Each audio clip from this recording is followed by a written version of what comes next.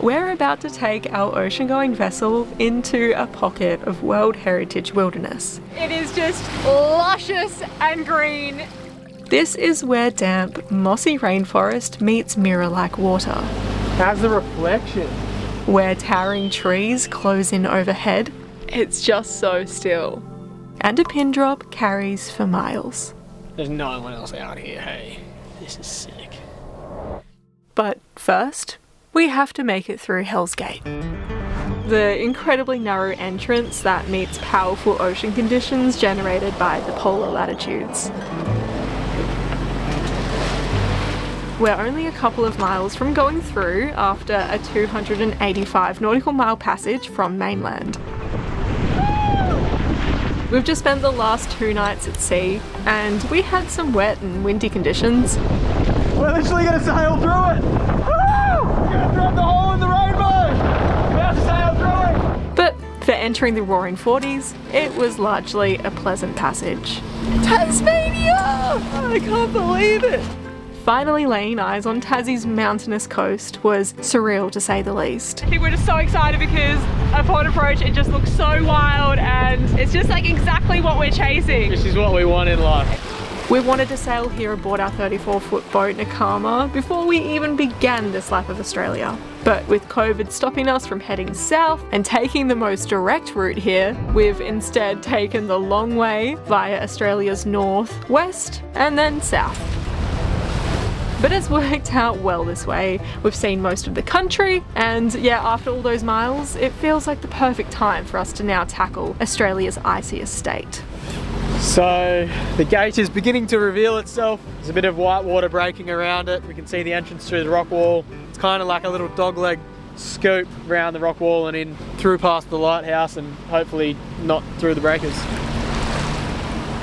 While Hell's Gate is a harbour entrance that can be extremely difficult to navigate, and the advice is, if heavy weather is present, you shouldn't attempt entry, the ominous name in fact has other origins. The story goes, in the 1800s, Macquarie Harbour and an island within its waters, Sarah Island, was home to a brutal penal colony. It was selected for its isolation for the worst of the worst repeat offenders within the British convict settlements to be sent to. With brutal punishments, it gained the reputation as hell on earth. And this entrance we are just about to squeeze through are the gates of hell. We're entering Hell's Gate. Fortunately for us today, we're here by choice, but we will still be trying our best to not make this a hellish experience by keeping on our toes until we're safely through. It looks quite polar opposite to that. It looks just absolutely stunning and gorgeous. Definitely would have been challenging before modern navigational charts and this kind rock wall here. Although we have a large southwesterly swell, as we get behind Cape Sorel, it's flattening out and further decreasing behind the breakwater. But on our port side is a shallow bank where the swell is still managing to stand, peak, barrel and break. You can probably imagine what it'd be like on a nasty day. Yeah, we've got pretty nice conditions today and I feel like Hell's Gate is going to be the portal to heaven. It's just over a 100-metre gap, making it a funnel neck for the harbour, forcing river runoff to squeeze through at a rapid rate, reaching at times 8 to 10 knots after heavy rainfall. So while we've tried to time our arrival for slack tide, it turns out it doesn't make too much of a difference as the water here is just about always flowing out to sea. But there's a lot of side sweepy, swelly going on here. We thought we had the tide with us, but apparently not. So here goes, Hell's Gate.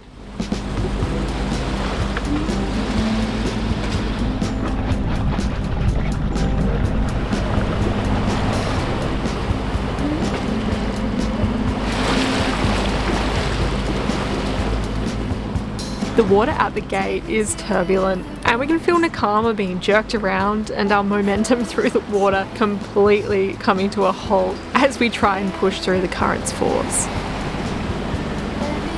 Again, I wouldn't like to go through here on a bad day. particularly after a lot of rainfall. But it's enthralling and it's stunning.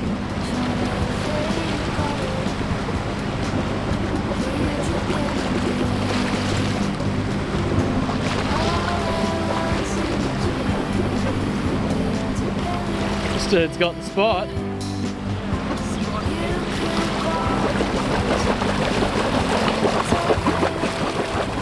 Hell's Gate! That's got to be one of the best entrances we've ever been through. But yeah, it was kind of a little bit tight, and you could see, say if there was lots of rain and it was flooding out, it'd be pretty washy and not very nice to get through. Even today wasn't that nice to get through, but anyway, we got through it. Now we're in the beautiful protection of Macquarie Harbour. We're just following the channel the rest of the way in, and we're gonna head to Strahan, the little town here, because we need some fuel before we go further exploring.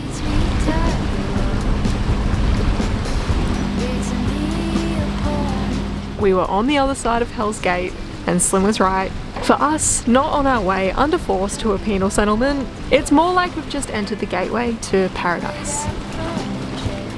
Our eyes are wide open, soaking in the new sights of a distinctive landscape as we make the last 10 nautical miles to the small town of Strahan. It's nice. We made it to Tassie. Can't believe it. We certainly did, Ron. We certainly did, Ron. Sick, babe. This is cool.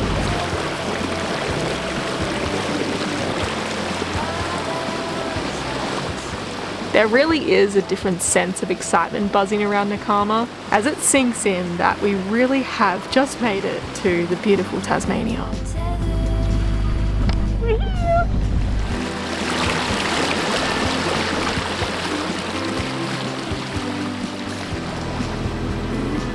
Need 10 metres, fine.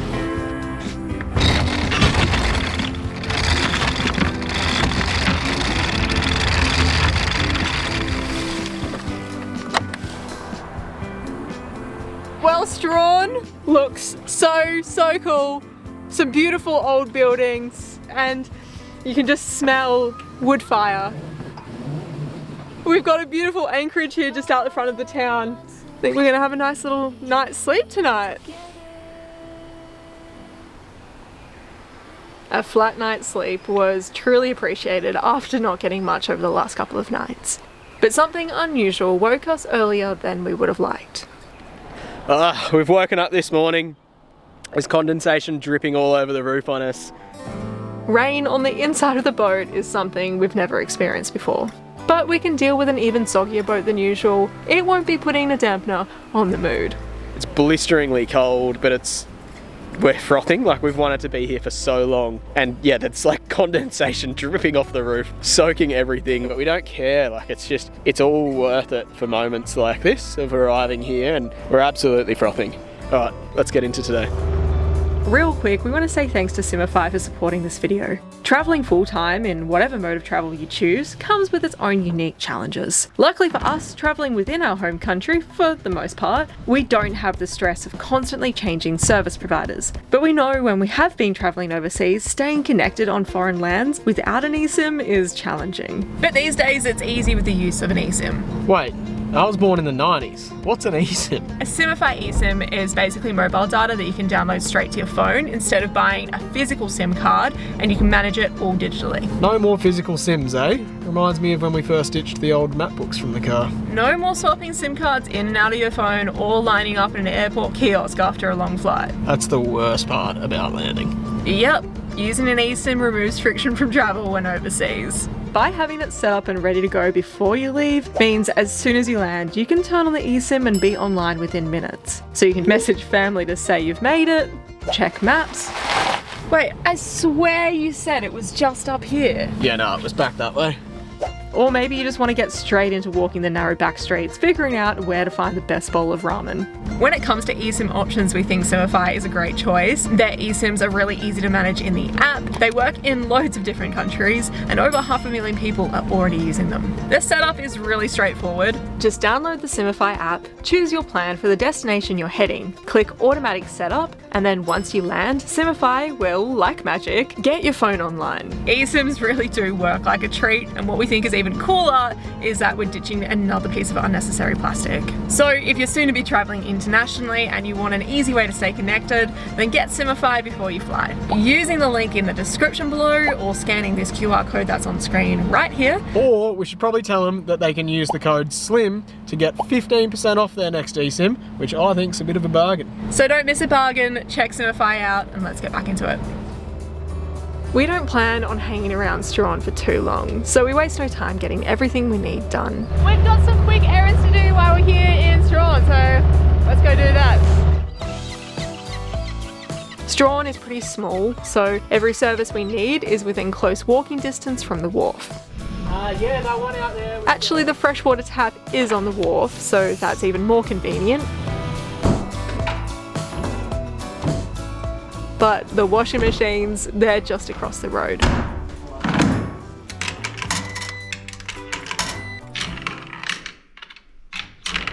What the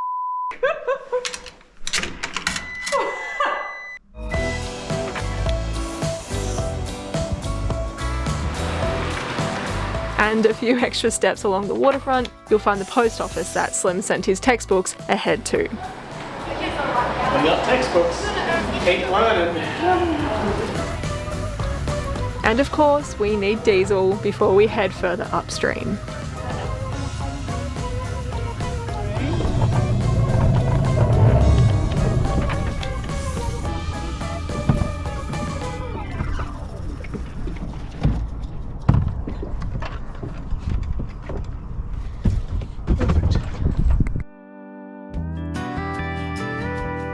Strahan is a rather sleepy town, with a small population of approximately 650 people. But in its peak day, with 2,000 residents and bustling industry, Strahan was the second busiest port in Tasmania.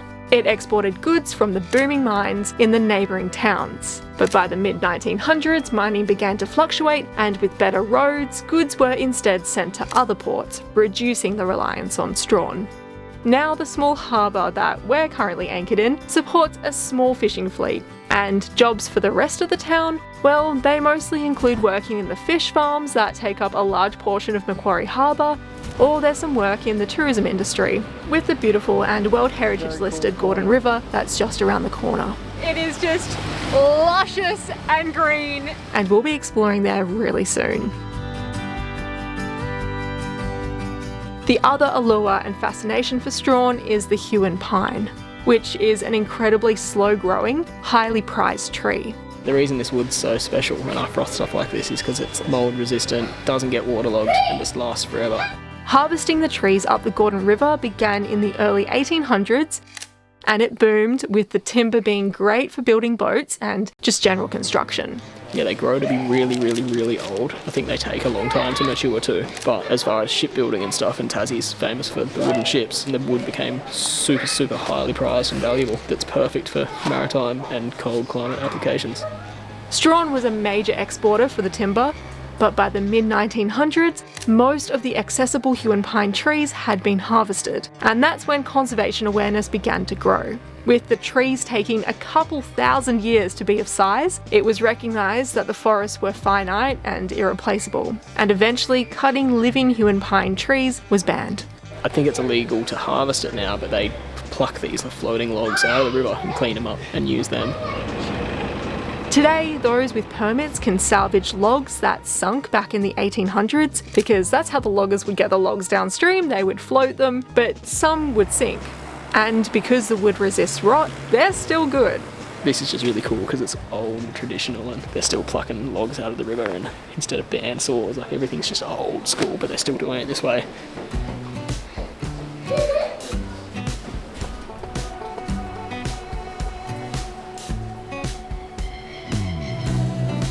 So there's some amazing history you'll find here. But also you'll find on Strahan's back doorstep the nature we've been so excited for. Just a few minutes walk out of town, we get our first taste for the cold, wet and mossy rainforests. So good at stumbling we are that apparently this is one of Tasmania's 60 great short walks. And we like short walks. Yeah, we do like short walks. I should probably start doing some longer walks. Oh, yeah.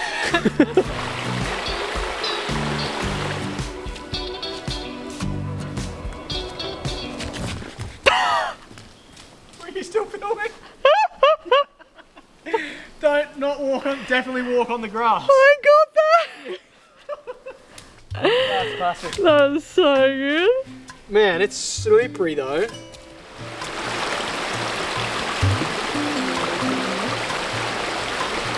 This is such a cool little find that we've found. This beautiful little short walk. Oh, it's like you've stepped into another world. To think that there's a town right there. See? This is way cooler than I thought for our little afternoon walk. I didn't think we were going to do this. Wow.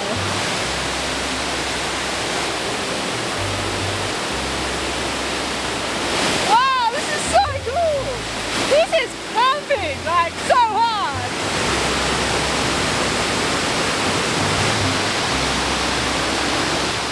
We thought this was cool.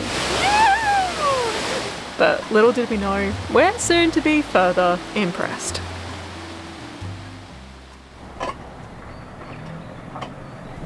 I think we're just about ready to lift anchor here in Strahan and set off on our next adventure.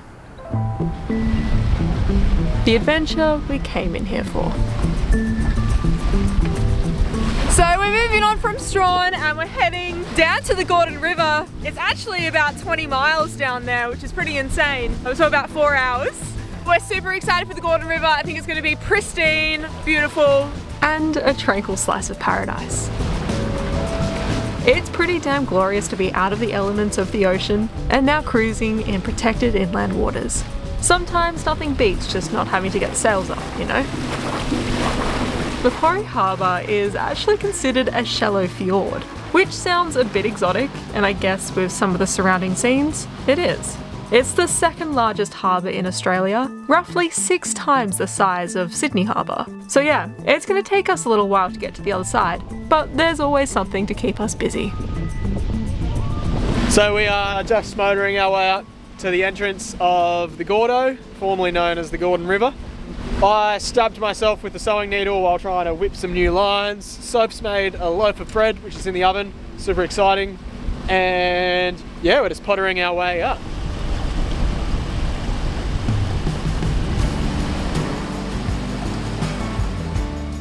Just coming over the shallow entrance to the river now. I think we'll get down to like 30 centimetres or something underneath the keel. The entrance to the river is pretty shallow, which I guess is due to the mud getting flushed out of the river with rainfall, and this is where it's decided to build up. Cruising on in. Pretty cool. But we narrowly make it through, and now folks, now we're officially in the Gordon River. Pretty cool. The Gordon River. Here we come.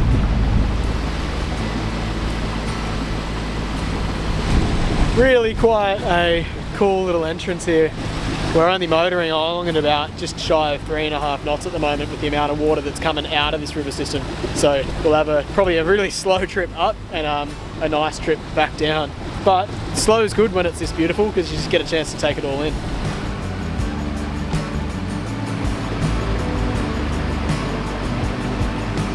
Look at that, ahead of us. It's got that big river energy. Big river energy. That looks luscious.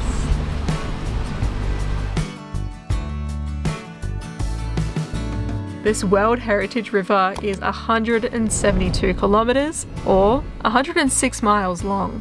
It snakes and weaves inland and eventually narrows and elevates over 500 metres. We can only go as far as the Franklin River. From there, you need a floating vessel without a keel. It's pretty sick. As the river's getting tighter here, the water's getting deeper and the hills are getting taller. It's all happening. It's just like amplifying in awesomeness the deeper and deeper we get. Pretty cool. There's big eagle soaring overhead.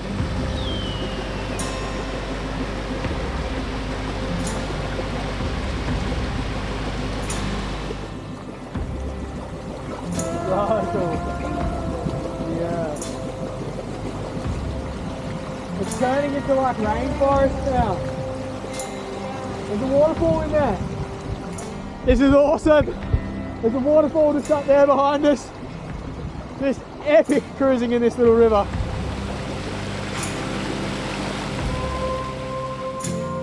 Today, and by the time we've actually made it here, we're just going to be heading 7 nautical miles upstream, or 12 kilometres, or 7.5 miles. Anyway, you get the point, not that far in the grand scheme of the river. But it doesn't take long to really get in and amongst the pristine, cool-tempered rainforest. How's the reflection? I know.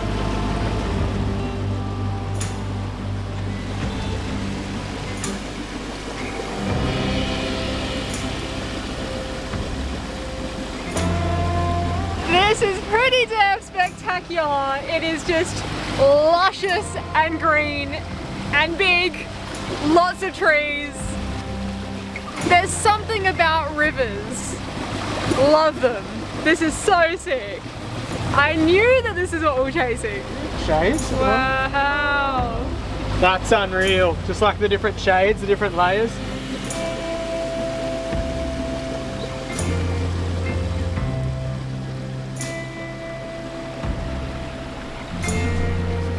We were creeping into the late afternoon, and the sun was quickly disappearing behind the green mountains. That means the air is getting increasingly chilly. Luckily, we were approaching the area we wanted to pull over for the night. We just needed to find somewhere suitable to anchor.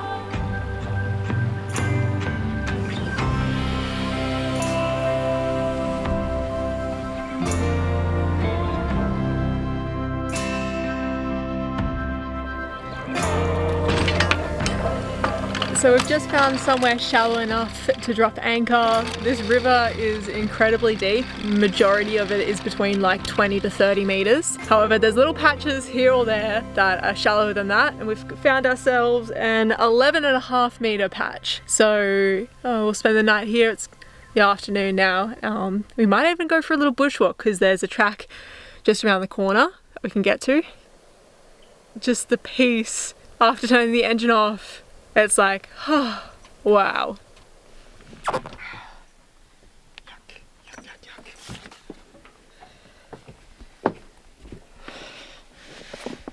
Got hands full of boots. I got boot hands. I got boots. I got boots for hands. There you go. Make sure to dip them.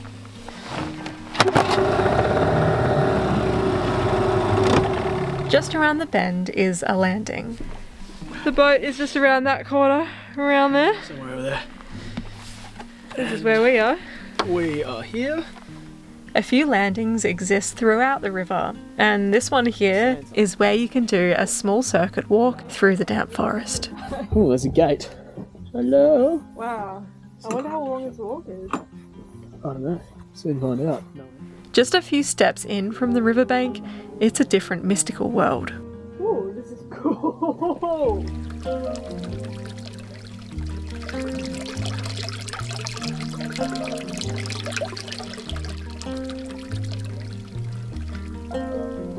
This place is insane. It's like everything's been covered in like spray moss. Like someone's just gone like a fire extinguisher full of moss. I don't know, it's pretty cool. And everything's so wet. Crazy.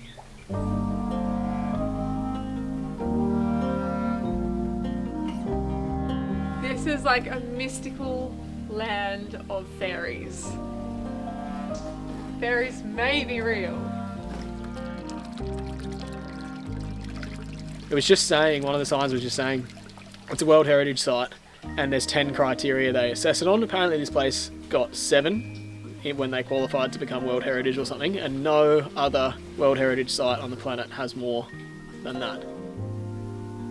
There's no other place that meets more, but there is one other place on the planet that also meets 7 World Heritage criteria. That's in China.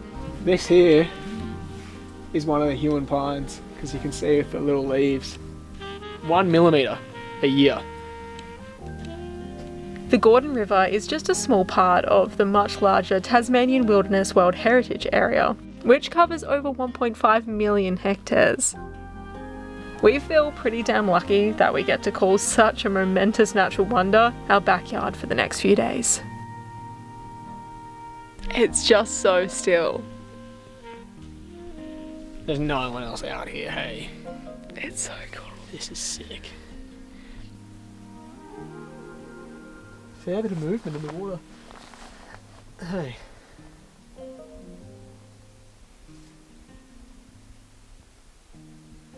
It's made even cooler by the fact there's no wind right now. Or there probably is. It's like blowing a gale out there. We're just all tucked in.